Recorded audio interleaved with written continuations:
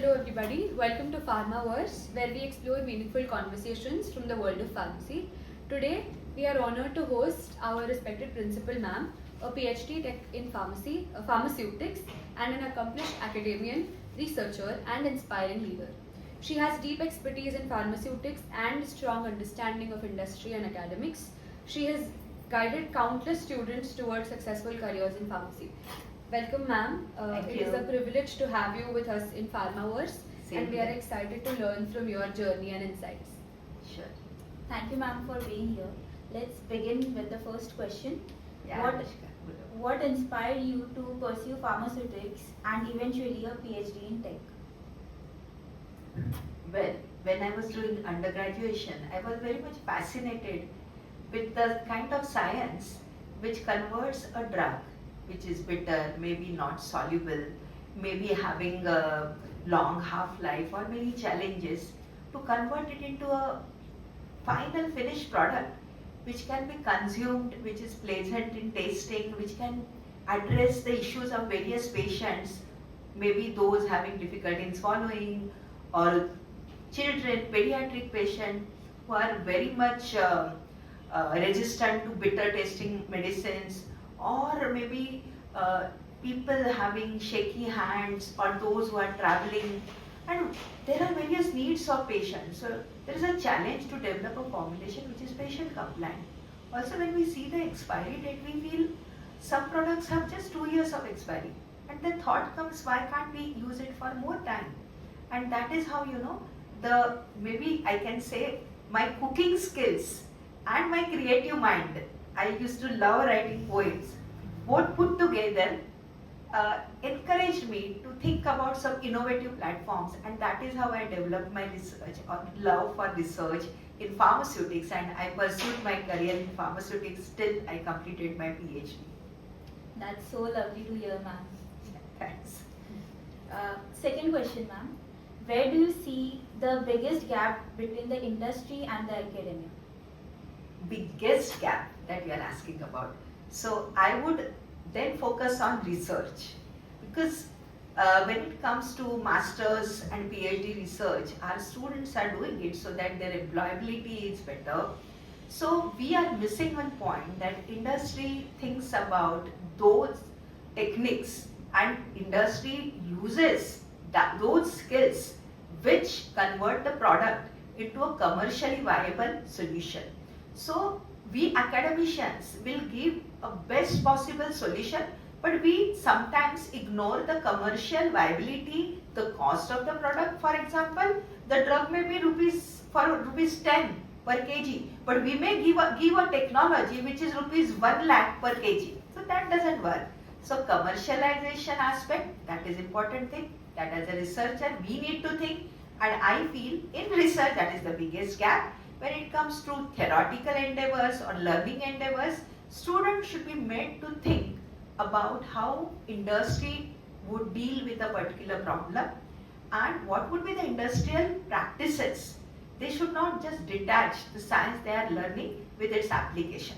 So that application orientation while teaching, and something that Google doesn't give but our experience gives to the student, that is most important, and we teachers need to get expose ourselves to the industry, and we need to teach industry relevant concepts and industry relevant subjects, so that students also get a broader outlook and their application mind sharpens. I think that is the thing that we need to address. Yeah. So true, ma'am.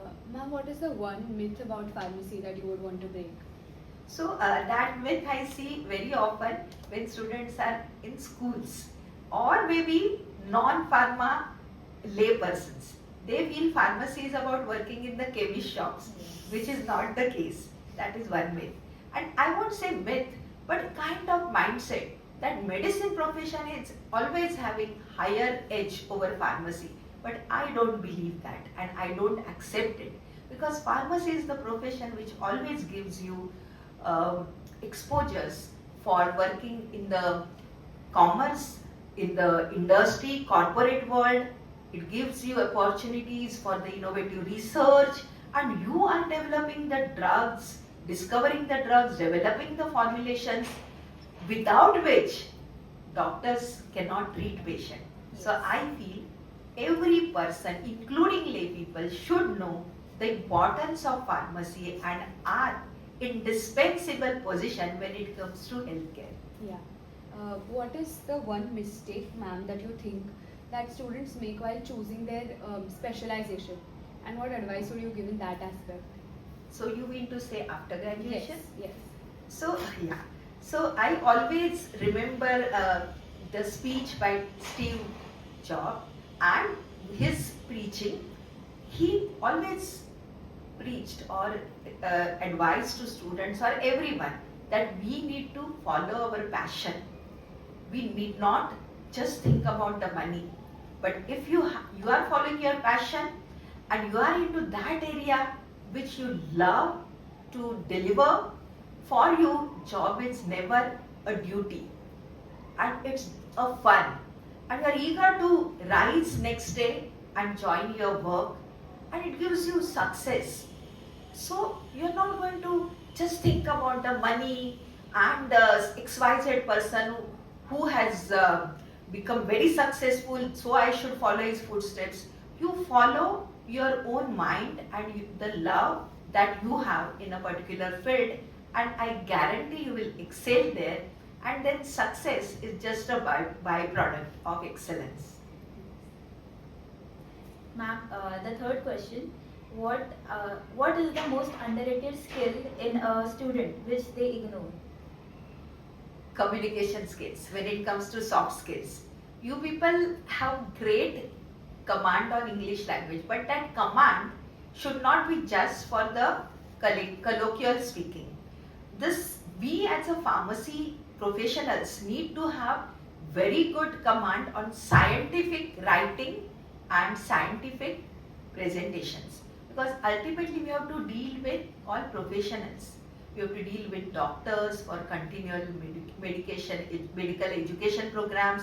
We have to address our team to motivate them for good research, and we have to present our work in good scientific publications or maybe in the literature that the company is generating. Okay, so precise language and ability to scientifically express what are your concepts, that is very important. And obviously stress management, time management, these skills are required. You all are multitasker, but when you go to the industry, it would not be just the multitasking, but particular task, how perfectly you are delivering without thinking about the other task which is in the pipeline. So one task at a time with perfect delivery of it. That is important. And resilience, bouncing back from the failures, because failure is going to be a part and parcel of your life. But how do you take it up?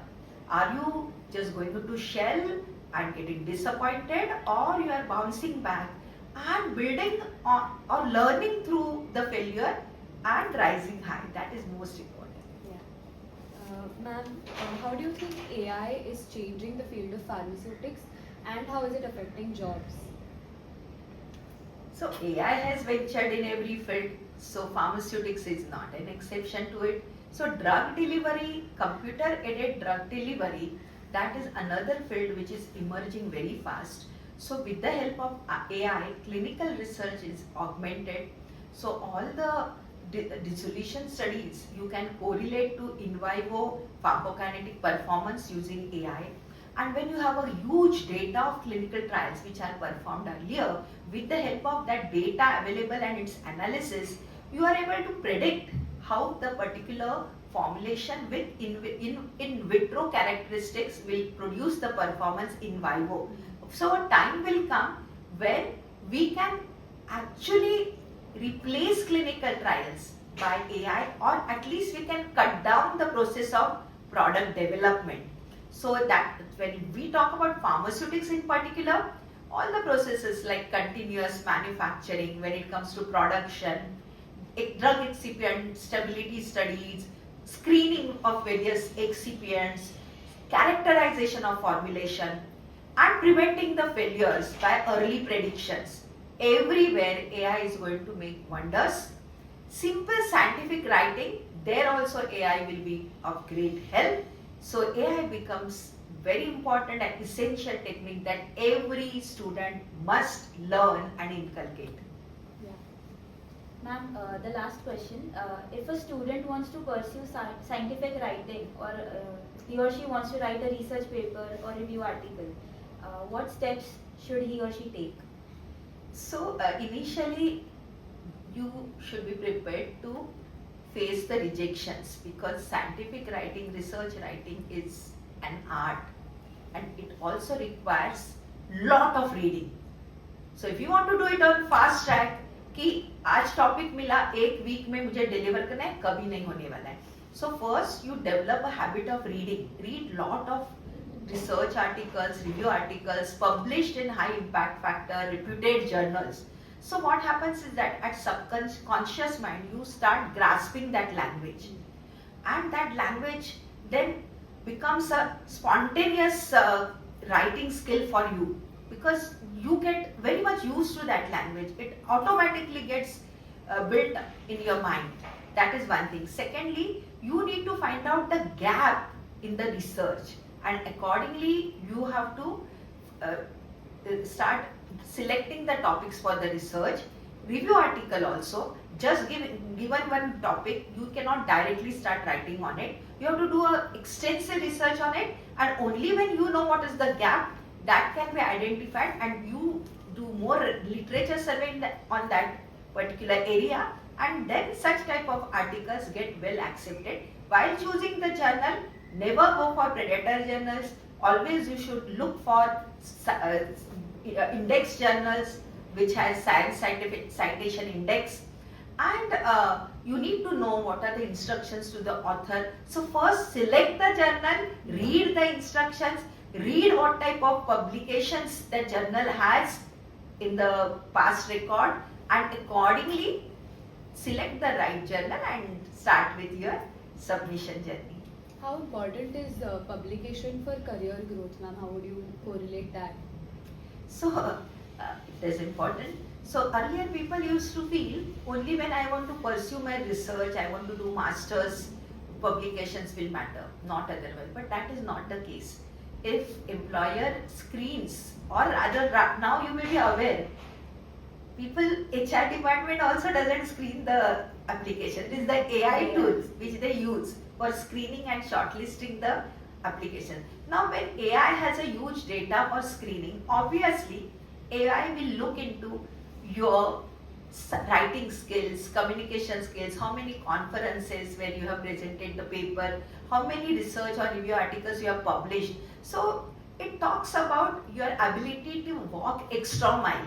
Along with your studies, you have managed to handle some research publications, present papers at various conferences. So you have an ability to stretch. You have an ability to think beyond the limited thing that you have been asked to do. So initiativeness, taking up challenge other than what is your regular duty, routine thing, and good expression ability. So all these things are indicated by a CV having very good research publication record. So I think it is important for career in any stream, not just in research. Okay, ma'am, now we'll have a quick rapid fire segment with you. So I hope I can pass that segment. So one skill a pharmacist must have. Scientific reading and writing. Okay. Industry or academia? Both. Okay. Research or regulatory? Research is incomplete without regulatory knowledge. Yeah. India or the global pharma world? India is a world pharmacy of world. Yeah. Okay. And one book that you would recommend every student to read? In pharmacy, Physical Pharmacy by Martin. Okay. that is a good recommendation. Thank you, ma'am. We would like to conclude by saying that the most beautiful thing about learning is that no one can take it away from you. Thank you, ma'am, for sharing your invaluable time and wisdom with us today. Your journey from a researcher to a leader serves as a powerful reminder that excellence in pharmacy is built both on technical skills and the passion for mentorship. Thank you so much for those kind words, and thanks to Team Rotaract for giving me this opportunity. Thank you. I loved talking Thank you. to all of you all. Thank you. Thank you. To our listeners on Pharma Verse, we hope that this conversation has ignited a new spark in your professional journey. Until next time, keep innovating.